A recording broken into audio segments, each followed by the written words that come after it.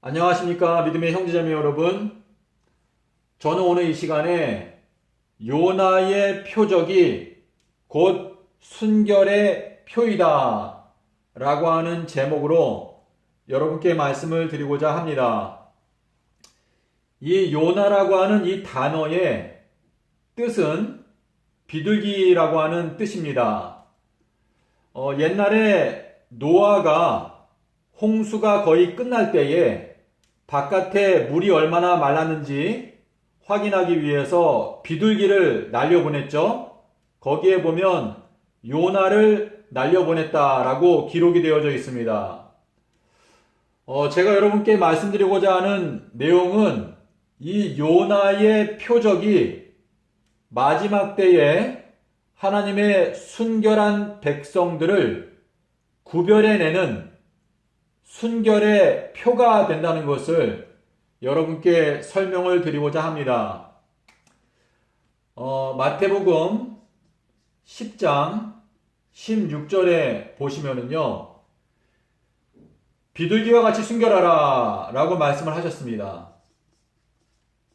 비둘기와 같이 순결하라.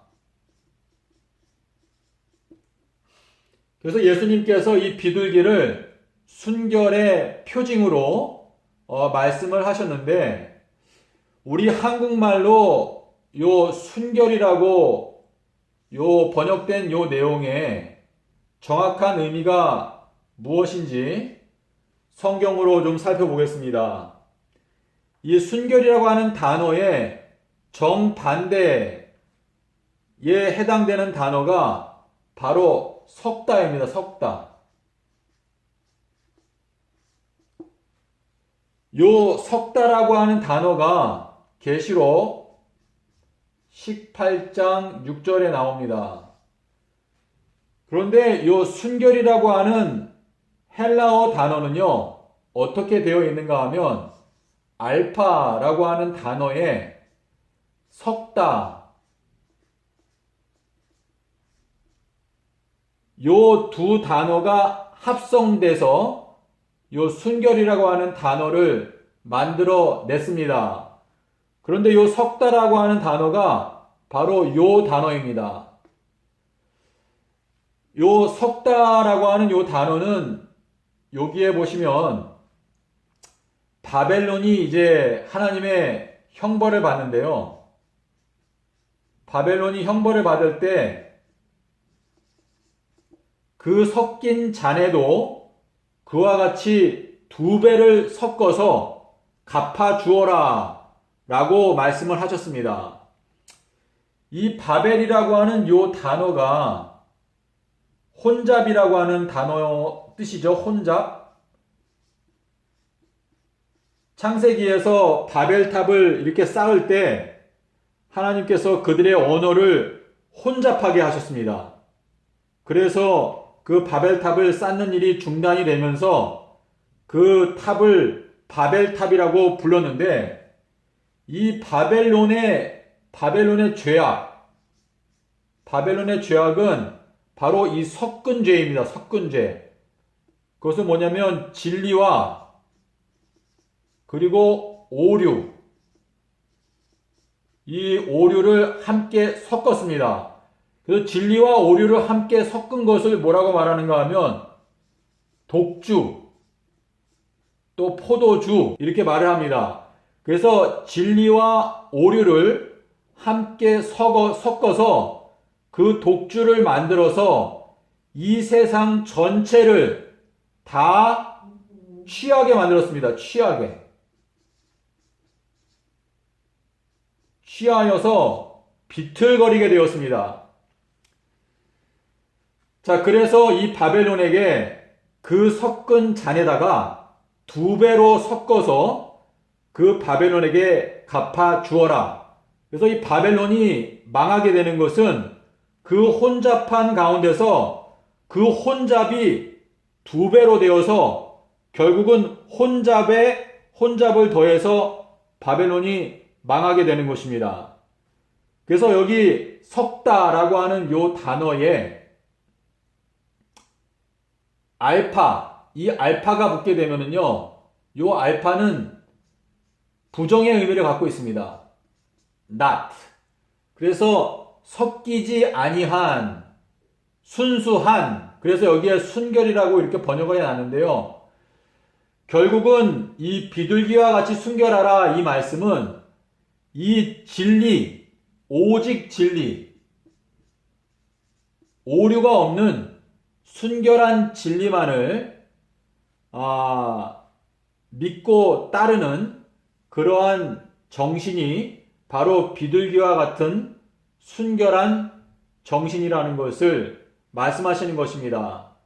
자, 그런데 요 비둘기와 같이 순결하려면 여기에 있는 요나의 표적, 이 요나의 표적은요 3일 그리고 3야, 땅속에서.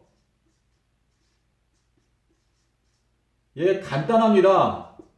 예수님께서 말씀하시기를 인자가 땅속에서 3일 3야를 지내겠다 라고 말씀을 하셨는데, 이 말씀을 순결한 동기를 가지고 있는 그대로를 살피게 되면 예수님께서 수요일에 십자가에서 죽으시고, 그리고 목, 금, 토, 땅속에 계시고, 그리고 일요일에 부활하신 진리를 깨닫게 되는 것입니다. 서기 30년. 자, 그래서 요 수요일에 죽으시고 일요일에 부활하신 요 진리를 깨닫게 되면은요, 우리가 지금까지 이 바벨론이라고 하는 이 세상의 거대한 이 세상 왕국으로 말미암아 우리의 마음이 취하여 있습니다.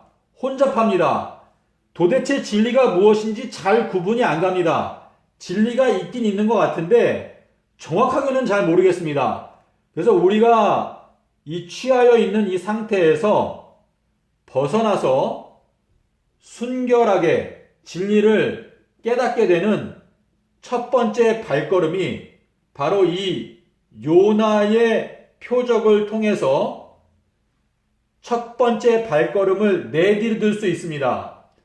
그래서 이 예수님께서 수요일에 돌아가시고 일요일에 부활하셨다, 요 내용을 깨닫게 되면은요, 그때부터는 여러분께서 요것이 뭐냐면 여러분께 복음과 그리고 예언, 복음과 예언을 동시에 깨닫게 해주는 요 요나의 표적이 바로 황금 열쇠입니다. 그래서 여러분께서 요 요나의 표적을 깨닫게 되시면은요, 그때부터는 다니엘서와 계시록에 있는 모든 비밀들이 차근차근 여러분의 마음 가운데 온전하게 계속 더 점점 밝게 깨달아지게 될 것입니다.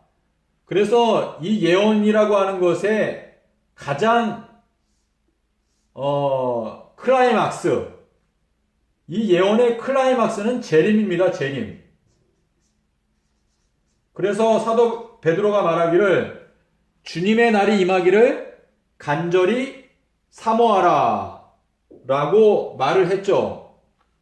그래서 이 베드로후서 1장 19절에 보시면은요, 너희들의 마음 가운데 새벽별 예수님이 떠오를 때까지, 다시 오시는 예수님이 보일 때까지 예언을 연구하라. 그래서 이 예언이 이 요나의 표적을 깨닫게 되면 풀리게 되고요. 그리고 이 복음, 이 복음의 핵심은요, 바로 십자가의 계명입니다. 십자가의 계명.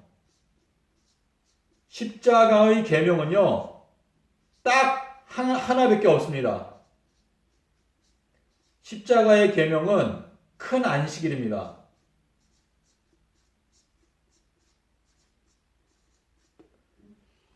그래서 요 큰 안식일과 또 큰 제사장, 또 큰 계명, 또 여호와의 큰 날, 이러한 내용들을 여러분께서 앞으로 살펴보시게 되면은요, 예수님의 십자가 때문에 우리에게 그 언약의, 새 언약의 조건으로 하나님께서 제시하신 것이 바로 이 큰 안식일입니다. 이 큰 안식일의 기능이 무엇인가? 그것은 이 십자가의 사랑을 영원토록 잊어버리지 않게 도와주는 계명이 바로 이 큰 안식일인데, 기독교가 지난 2000년 동안 이 큰 안식일을 폐지시켜 놓고 지금 1700년을 지내왔습니다. 그래서 이 말세에는요, 이 마지막 때 늦은 비가 내리는데, 늦은 비,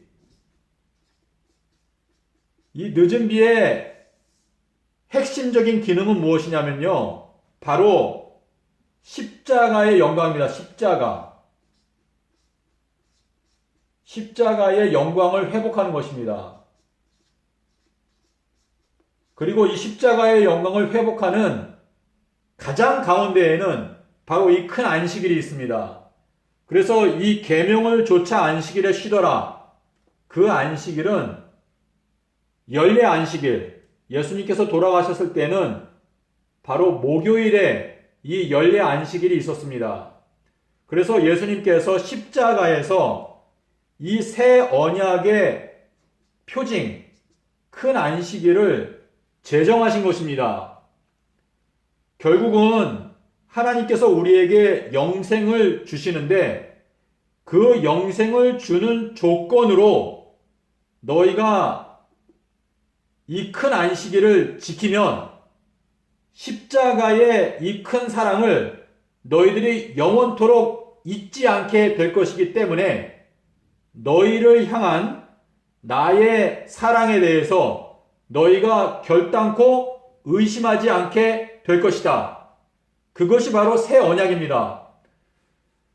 자, 그래서요, 여러분께서 이 요나의 징조, 요 내용을 깨닫게 되면은 복음과 예언을 동시에 확고하게 깨달을 수 있게 됩니다.